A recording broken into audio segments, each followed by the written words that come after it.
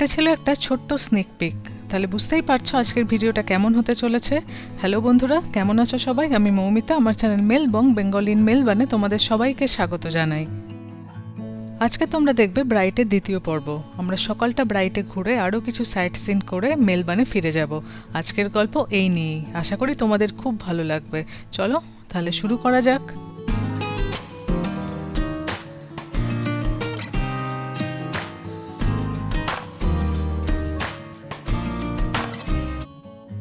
সকাল এখন 7টা বাজে। ব্রাইটে বেশ ঠান্ডা, তবু আমরা সকাল সকাল বেরিয়ে পড়েছি। আজকেও একটা রোদ ঝলমলে দিন, এই সময় চারিদিকটা ঘুরে দেখতে দারুণ লাগবে। এইবার আমরা এসেছি ব্রাইটে, সোয়েটার আনতে ভুলে গেছি, কোনো জ্যাকেট আনা হয়নি।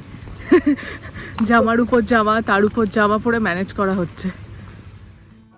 ঘন নীল আকাশের গায়ে গাছের এই কালারের কন্ট্রাস্ট দেখতে কি অপূর্ব লাগছে না? মনে হচ্ছে তাকিয়েই থাকি। কলকাতার ভাই এখন ড্রোন চালানোর চেষ্টা চলছে।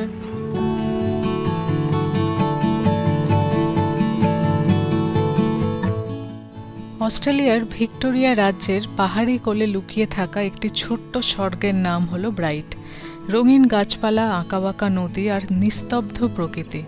উপর থেকে দেখলে মনে হয় যেন একটা জীবন্ত পেইন্টিং। এখানে সময় একটু ধীরে চলে আর মনটা ভরে যায় অদ্ভুত শান্তিতে। ব্রাইট একটা ভ্যালির মধ্যে, যার চারপাশে রয়েছে ছোট ছোট পাহাড়।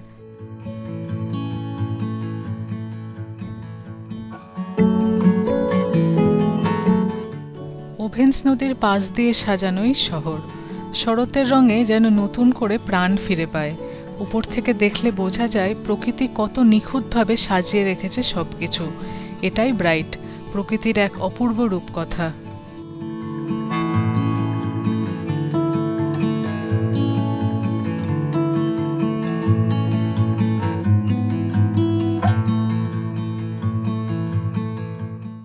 কেমন লাগলো বলো তো তোমাদের এই পাখির চোখে পুরো ব্রাইট শহরটা দেখতে? আমাদের তো দুর্দান্ত লেগেছে। চারপাশে পাহাড়ে ঘেরে এই ছোট্ট শহরটি এত সুন্দর, সেটা কিন্তু নিচ থেকে অতটা বোঝা যায় না।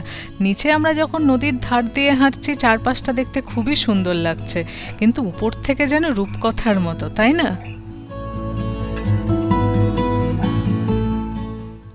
এই যে আমার পাশ দিয়ে বয়ে চলেছে ওভেন্স রিভার, এটা কিন্তু ব্রাইট শহরের একটি প্রাণ। পাহাড় থেকে নেমে আসা এই নদী একসময় গোল্ড রাশের সময় জীবন আর জীবিকার উৎস ছিল। আজও একইভাবে বয়ে চলেছে, শান্ত, সুন্দর আর চিরন্তন।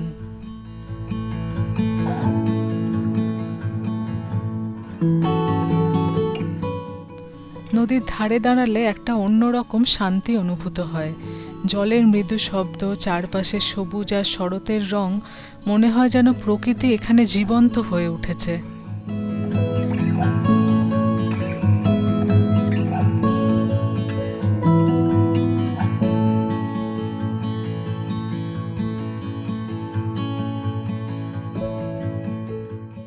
অনেকক্ষণ হাঁটার পর সবার এবার খুব কফি খাওয়ার ইচ্ছে হয়েছে, সেই জন্য আমরা টাউন সেন্টারের দিকে হাঁটছি। সকালে রোদ মেখে বাইরের এই ঠান্ডাটা এখন কিন্তু একদম এনজয় করার মতো। আমরা একটা রেস্তোরাঁয় চলে এলাম। এখানে দেখছি বেশ ভিড়। তোমাদের বলছিলাম না শনিবার রবিবার বেশ ভিড় হয়। গতকাল রাত্রেই অনেক মানুষজন চলে এসছেন। এখন এই ক্যাফেটাতে বেশ ভিড়। আমাদের পেতে সময় লাগবে প্রায় 15 মিনিট। তাও আমরা অর্ডার দিয়ে দিলাম। অন্য কয়েকটা দোকান দেখলাম এখন বন্ধ আছে।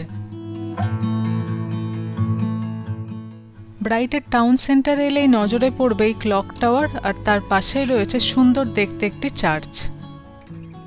এরা শুধু সুন্দরই নয়, বহু বছরের ইতিহাসও কিন্তু বহন করে চলেছে।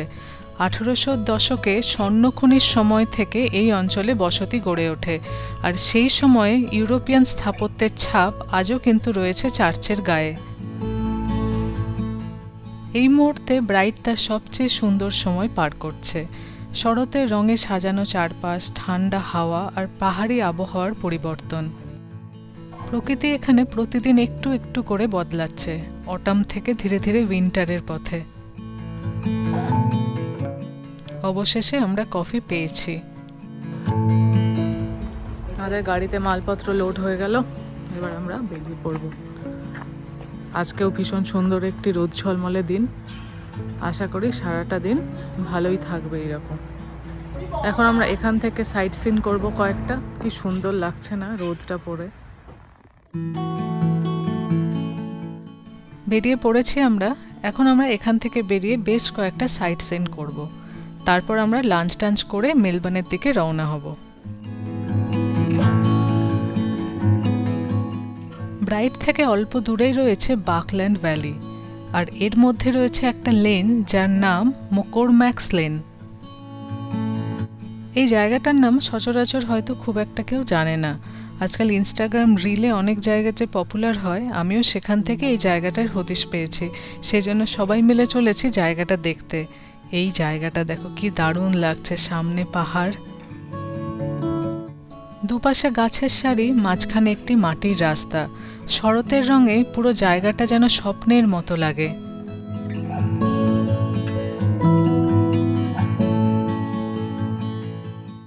শরৎকালে এই ছোট রাস্তাটা একদম হয়ে ওঠে পোস্টকার্ড পারফেক্ট। লাল, হলুদ আর কমলা রঙের সাজানো গাছগুলো এই রাস্তার সৌন্দর্যকে একদম অন্যরকম করে দেয়।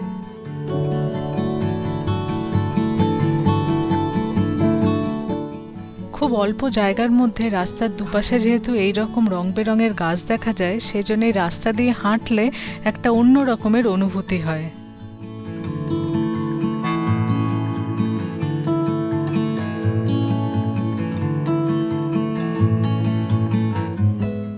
চলো আমরা আবার বেরিয়ে পড়লাম। ডান দিকের এই সুন্দর ভ্যালিটা দেখে যে কি ভালো লাগছে।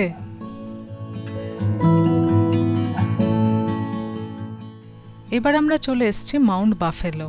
ব্রাইট থেকে আসতে এখানে সময় লাগে 30 থেকে 40 মিনিট। এখানে বেশ কয়েকটি ভিউ পয়েন্ট রয়েছে যেখান থেকে পুরো অ্যালপাইন রিজিয়নটা ভালো করে দেখা যায়। দূরে পাহাড়ের সারি, নিচে বিস্তীর্ণ উপত্যকা, মনে হয় যেন আকাশের খুব কাছাকাছি এসে পড়েছে।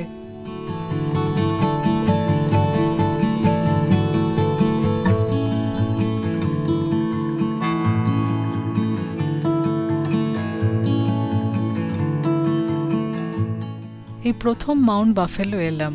পুরো ব্রেথ টেকিং ভিউ, দূরে ছোট ছোট পাহাড়, মাঝে বিস্তীর্ণ উপত্যকা। এখন চারপাশটা এইরকম সবুজ দেখছো, শীতকালে কিন্তু পুরো জায়গা বরফে ঢেকে যায়। বাইরেটা মিস্ট, কিন্তু এখান থেকে ভিউটা অসাধারণ।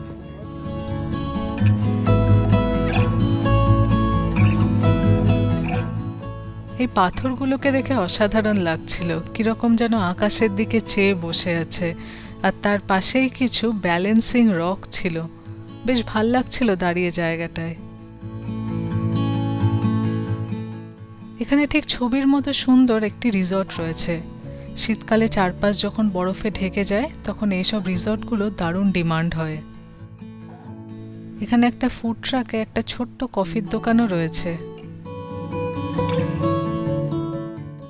আমরা আবার বেরিয়ে পড়লাম। মাউন্ট বাফেলোকে পিছনে ফেলে আমরা এবার আস্তে আস্তে নিচের দিকে নামছি। পাহাড়ি এই ওয়াইন্ডিং রোডে ড্রাইভ করতে আমার দারুণ লাগে।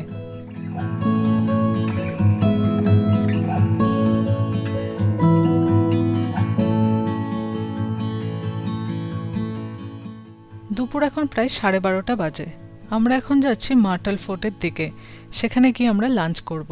মাউন্ট বাফেলো থেকে ডিস্টেন্স হচ্ছে 30 থেকে 35 কিলোমিটার। যেতে আমাদের সময় লাগবে মোটামুটি 45 মিনিট। আমরা আজকে মার্টাল ফোর্টে দাঁড়াচ্ছি, বাট তোমরা চাইলে কিন্তু বিচওয়ার্থেও দাঁড়াতে পারো। বিচওয়ার্থ আমরা আগে গেছি বলে এখন এখানে যাচ্ছে। এই রাস্তায় গাড়িটা পার্ক করে আমরা অবাক হয়ে গেছি, পুরো রাস্তাটা একেবারে লালে লাল হয়ে আছে। ব্রাইট তো একটা অনেক পপুলার ডেস্টিনেশন, কিন্তু এই মার্টাল ফোর্টও কিন্তু কোনো অংশেই কম নয়। চারপাশে রং বেরঙের গাছ দিয়ে এই ছোট্ট শহরটি যেন ছবির মতো সুন্দর। এটি ব্রাইটের মতো অত বড় না, ছোট জায়গার মধ্যেই পুরো ব্যাপারটি ছবির মতো লাগছে। মার্টাল ফোর্ট ওভেন্স ভ্যালিতে অবস্থিত। একসময় টোবাকো ফার্মিংয়ের জন্য খুব বিখ্যাত ছিল। বর্তমানে এই শহরের জনসংখ্যা 4 থেকে 5,000। এই শহরটি মূলত কৃষিকাজের উপর ভিত্তি করেই গড়ে উঠেছে। আপেল, আঙুর, অলিভ এখানে সব থেকে বেশি উৎপাদিত হয়। আজকে অস্ট্রেলিয়ায় অ্যানজাক ডে। প্রতি বছর এই দিনটি সেই সব মানুষকে স্মরণ করা হয় যেসব সৈনিকেরা প্রথম বিশ্বযুদ্ধে তাদের জীবন উৎসর্গ করেছিলেন। সেই দিনটিকে স্মরণ করে এখানে একটি সৈনিক মূর্তির পাদদেশে অনেকগুলো হ্রদ রাখা হয়েছে। করছি ভিয়েতনামি স্ট্রিট ফুডে। সবার আগে আমার খাবার চলে এসছে, চিকেন বানমি। দেখতে ভালোই, দাম খুব বেশি। আজকে তো এখানে সারচার্জ চলছে, কিন্তু আমরা কিছুটা বাঁচিয়ে নিয়েছি ক্যাশ পেমেন্ট করে।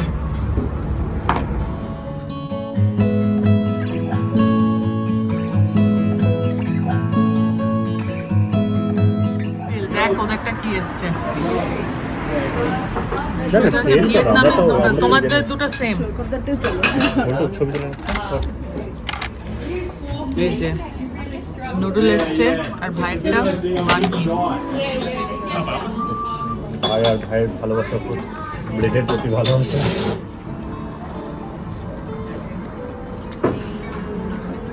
চিকেনগুলো দারুণ চাট হয়েছে না, হেভি চাট চিকেন।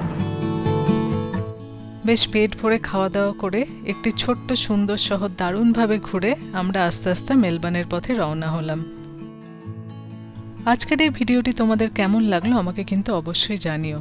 ভালো লাগলে একটা লাইক করে দিও, আর আমাদের চ্যানেল যদি তোমাদের ভালো লাগছে তাহলে প্লিজ সাবস্ক্রাইব করে পাশে থেকো। আজ তাহলে আসি, খুব শিগগিরই দেখা হবে পরের ব্লগে। সবাই খুব ভালো থেকো, টাটা।